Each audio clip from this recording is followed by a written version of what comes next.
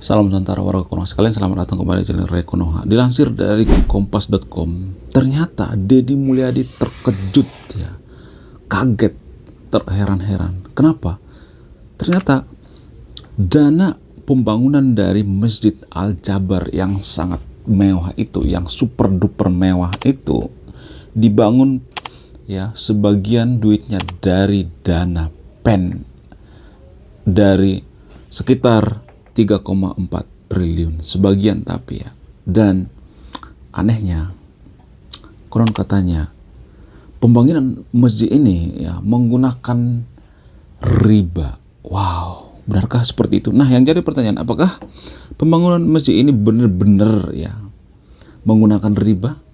Kalau iya, menurut saya itu sangat-sangat keterlaluan. Sangat-sangat keterlaluan. Kita itu sangat-sangat munafik ya kalau nanti saya buka datanya atau bongkar datanya ya, saya akan kuliti apakah pembangunan daripada Masjid Al-Jabar ini menggunakan duit riba atau bunga bank riba.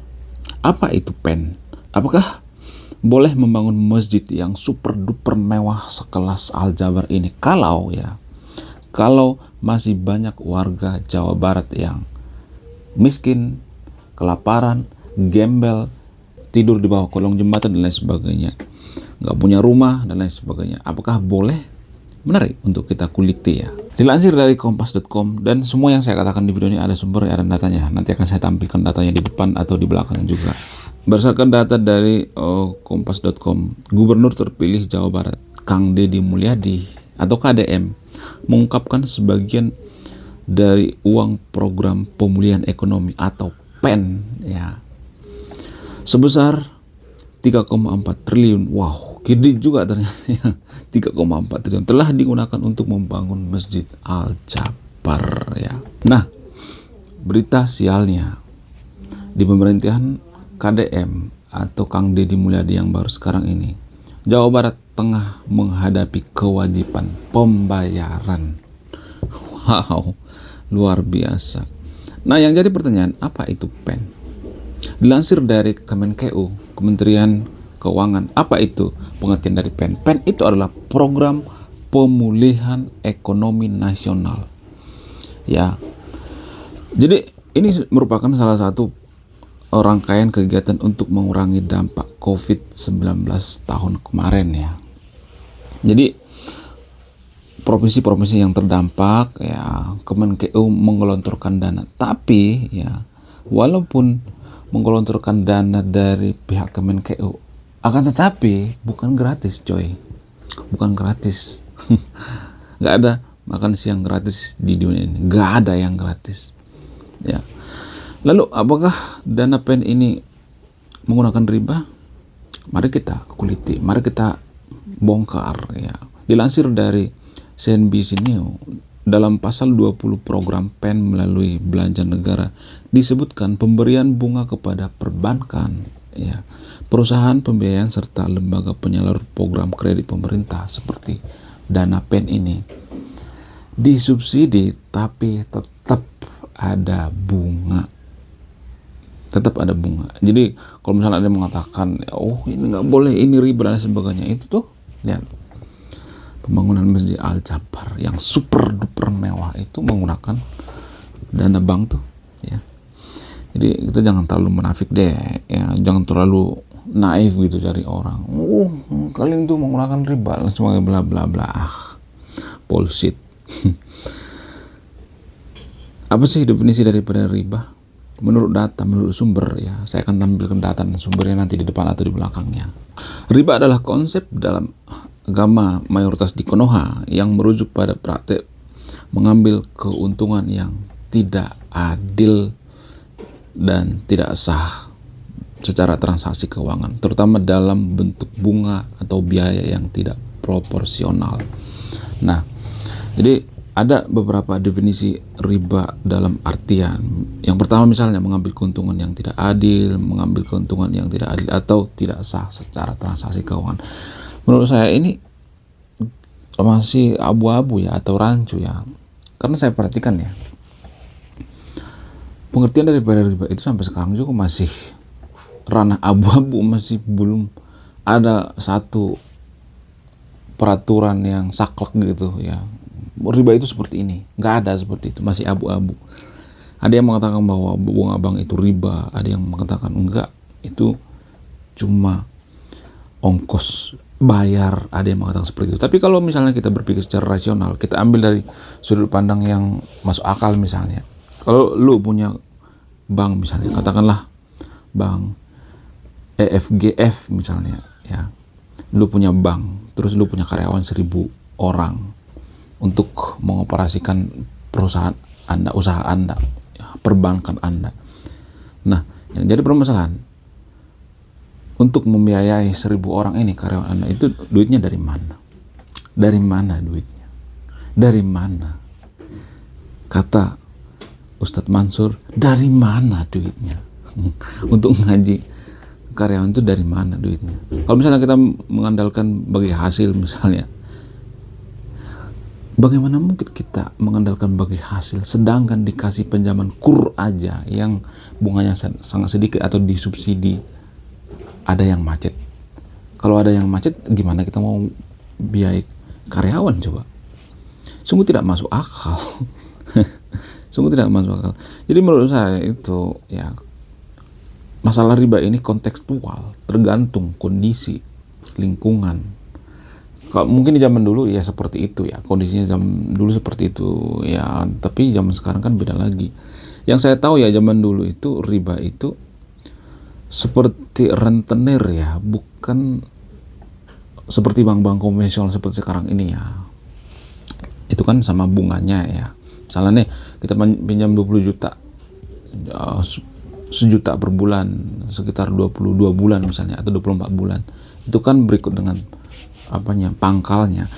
Tapi riba yang dimaksud zaman dulu itu adalah riba yang seperti rentenir ya, dikasih duit 10 juta kembali jadi 15 juta dalam seminggu misalnya, atau sebulan misalnya. Nah, itu yang dimaksud itu riba menurut saya pribadi. Tapi sah-sah aja kalau misalnya saling mau, karena masalah hutang piutang itu kan ranahnya ke perdata ya. Karena ini kan sama-sama mau ya, sama-sama deal.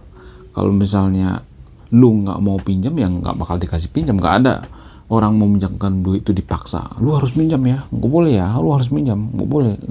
Nggak ada seperti itu. Biasanya saya perhatikan ya di Konoha itu, kalau boleh jujur, justru orang yang minjam duit itu lebih galak ya, lebih galak daripada yang meminjamkan duit.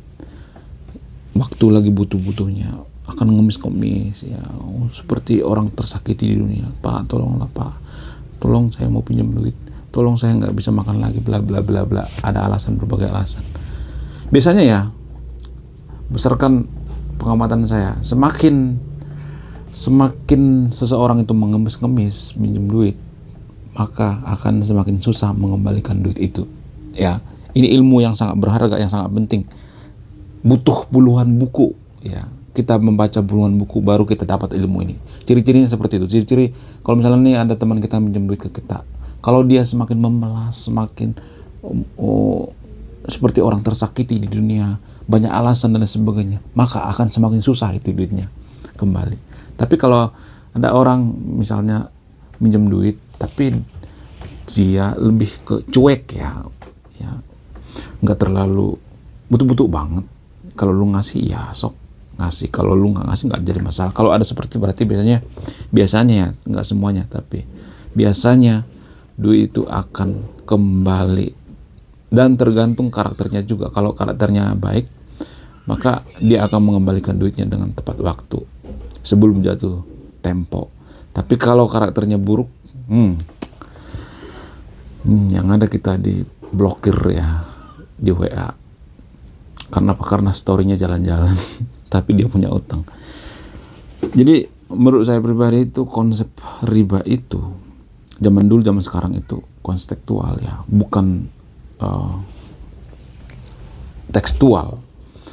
Itu dua hal yang berbeda, zaman dulu zaman sekarang ini. Dan menurut saya definisi dari riba itu masih ranah abu-abu ya, belum jelas ya saya melihatnya. Tapi yang jadi permasalahan itu adalah warga Konoha itu biasanya mengatakan, jangan pinjam duit di bank, itu riba.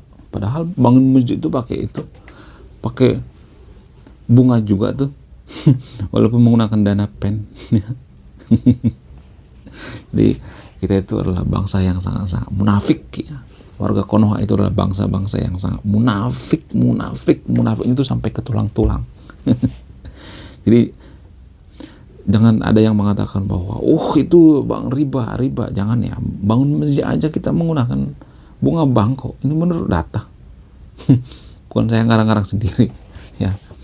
Jadi jangan munafik ya. Dalam beragama juga jangan munafik amat. Santai aja ya. Saya melihat di Konoha itu ada banyak orang yang terlalu munafik dalam beragama, so suci. Kemudian bicara tentang seputar pembangunan masjid yang sangat tersohor di Konoha, seperti Masjid Al-Istiqlal, terus Masjid Al-Jabar, atau masjid yang sangat gede di Konoha. Ada satu orang non-muslim ya, bermarga Silaban, orang Batak, bernama Fredrik Silaban. Beliau ini adalah sang arsitek di zaman Soekarno. Jadi biar kita tahu ya, biar kita itu jangan terlalu munafik dalam beragama ya, biar kita tahu bahwa kita itu sebenarnya saling membutuhkan walaupun kita beda agama. Jangan merasa bahwa kita nggak butuh agama, nggak, jangan seperti itu ya. Jadi ada seorang arsitek non muslim bernama Fredrik Silaban ya. Arsitek ini membantu merancang Masjid Istiqlal di Jakarta. Fredrik Silaban ini adalah orang yang sangat sederhana. Beliau ini lahir di Sulawesi ya. Ia menempuh pendidikan di teknik Hock School ya, yang sekarang ITB Bandung. Ia lulus pada tahun 1934. Silaban memulai karirnya sebagai arsitek di Jakarta dan kemudian ya menjadi salah satu arsitek terkemuka di Konoha. Ia dikenal karena desainnya yang sangat unik, inovatif, serta kemampuannya untuk menggabungkan elemen-elemen arsitektur tradisional Konoha dengan gaya yang super duper modern. Selain berjasa dalam membangun Masjid Istiqlal di Jakarta, Fredrik Silaban juga menyabet beberapa penghargaan seperti ya penghargaan arsitektur Konoha, penghargaan kebudayaan Konoha, gelar doktor kehormatan dan sebagainya. Ada banyak penghargaan ya. Sekarang kita fokus pada kepemimpinan Pak Deddy Mulyadi. Sebenarnya saya itu ya, kalau boleh jujur, saya itu nggak terlalu fanatik sebenarnya terhadap politisi yang nggak terlalu misalnya nih mengagung-agungkan, enggak. Karena menurut saya itu pemimpin itu ada kelebihan dan kelemahannya. Tapi saya melihat ya, ketika saya post tentang ide-ide atau prinsip-prinsip daripada Deddy Mulyadi, banyak warga Konoha yang menambahkan Deddy Mulyadi presiden Konoha. Banyak yang menambahkan seperti itu ya, karena sebelum-sebelumnya kan sudah terbukti bahwa Pak Jokowi itu berasal dari seorang gubernur bisa menjadi presiden ya. Kemungkinan Kang Deddy Mulyadi juga bisa menjadi seorang presiden. Namun ada perbedaan Kang Deddy Mulyadi dengan pemimpin lainnya. Walaupun Kang Deddy Mulyadi itu punya kelemahan ya, ada kelemahannya juga ya. Apa itu kelemahannya? Nanti saya akan jelaskan ya di satu video segmen tertentu ya. Jadi kita ini fokus pada kelebihan Pak Kang Deddy Mulyadi dulu ya. Menurut saya ada perbedaan yang sangat signifikan Kang Deddy Mulyadi ini dengan pemimpin lainnya. Apa itu? Beliau ini berbeda, tidak takut berbeda, dan menghapus hegemoni politik identitas. Saya tidak mengatakan bahwa gubernur sebelumnya yaitu Pak RK atau Ridwan Kamil itu bisa menang di Jabar itu karena menggunakan hegemoni ya, atau menggunakan hegemoni agama ya, atau menggunakan politik identitas. Saya tidak mengatakan seperti itu ya, tapi saya melihat Pak RK ini lebih dekat pada para pemuka-pemuka agama. Sepertinya beliau ini bisa jadi gubernur itu berkat daripada bantuan daripada pemuka-pemuka agama di Konoha. Karena beliau ini sangat dekat dengan pemuka agama dan partai yang berorientasi agama di Konoha. Namun anehnya, saya melihat Kang Deddy Mulyadi ini berbeda jauh gitu dengan Kang RK, Kang Ridwan Kamil. Sangat berbeda jauh ya. Kang RK ini menggunakan agama ya dalam berkampanye, ya menggandeng lah, nggak secara langsung mengatakan. Tapi yang saya lihat dari Kang Deddy Mulyadi ini, beliau ini menolak itu semuanya. Ya, bahkan pidatonya juga sangat kontroversial ya. Bahkan ya seperti Mr. Unyil ya, Bahar ya, sering mengutuk ya Kang Deddy Mulyadi. Sering ngata-ngatain ya, dikata-katain raja sirik apa segala macam. Tapi kalau saya melihat ya Kang Deddy Mulyadi ini orangnya sangat-sangat ini ya, sangat-sangat religius ya. Orang religius itu sebenarnya seperti ini guys, bukan yang ngaku-ngaku religius menggunakan topeng agama tapi kelakuannya macam setan. Menurut saya itu Kang Deddy Mulyadi adalah orang yang sangat-sangat ini ya, sangat-sangat agamis sekali. Beliau ini membantu masyarakat tanpa pandang bulu ya, semuanya dibantu, apapun agamanya, apapun sukunya, tidak membeda-bedakan ya. Bahkan beliau ini sampai rela masuk ke gereja merayakan Natal, pidato di sana, panutan banget ya. Tapi saya terlalu fanatik dengan Kang Deddy Mulyadi. Yang saya suka daripada Kang Deddy Mulyadi ini, ternyata Kang Deddy Mulyadi ini adalah seorang penulis ya. Beliau ini adalah penulis muda yang menerbitkan tulisan-tulisan ya, tulisan-tulisan seputar tentang kebangsaan. Dan tulisan beliau ini yang saya suka itu adalah tentang menghargai alam, menghargai budaya, terutama budaya Jawa Barat seperti budaya Sunda Wiwitan. Ya, saya tidak mengatakan bahwa beliau ini beragama Sunda Wiwitan, enggak, atau menganut kepercayaan Sunda Wiwitan, enggak. Saya melihat beliau ini adalah orang yang sangat-sangat luar biasa. Ya, mudah-mudahan saya juga mendukung beliau ini menjadi RI 1. Karena saya melihat Saskia Bercana ini sangat mendambakan pemimpin seperti Kang Deddy Mulyadi. Tapi yang saya tekankan itu ya, yang saya memberikan saran ya, kalau saya memberikan saran ke Saskia Bercana ini, jangan kita menjatuhkan harapan kita kepada sosok pemimpin. Menurut saya ini prinsip yang salah. Kalau misalnya Kang Deddy Mulyadi misalnya sangat menghargai alam, ya, sangat menghargai budaya leluhur kita, ya, menjadikan Konoha atau Jawa Barat itu hubungan dengan leluhurnya itu tidak terputus dan menjadi negara yang punya jati diri atau bangsa yang punya jati diri.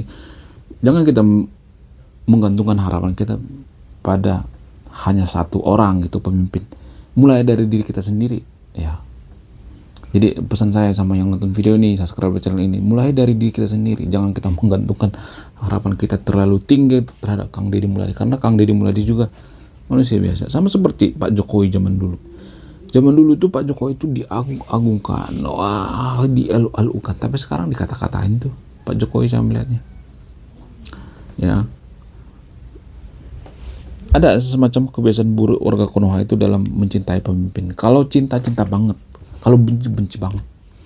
Ada banyak tuh pemimpin di Konoha seperti itu. Gus Dur dulu sebelum mencalonkan dipuja-puja, setelah mencalonkan lengser, ya, dikata-katain, terus setelah meninggal dipuja-puja.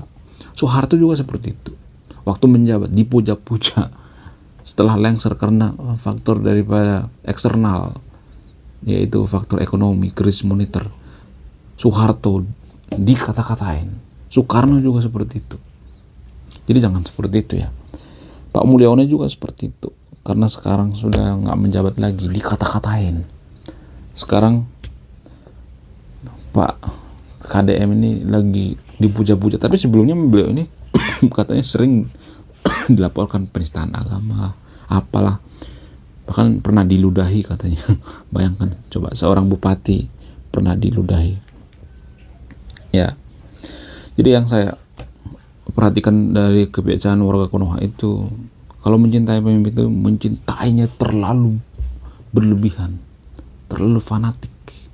Kalau membenci itu membenci berlebihan, nggak boleh seperti itu.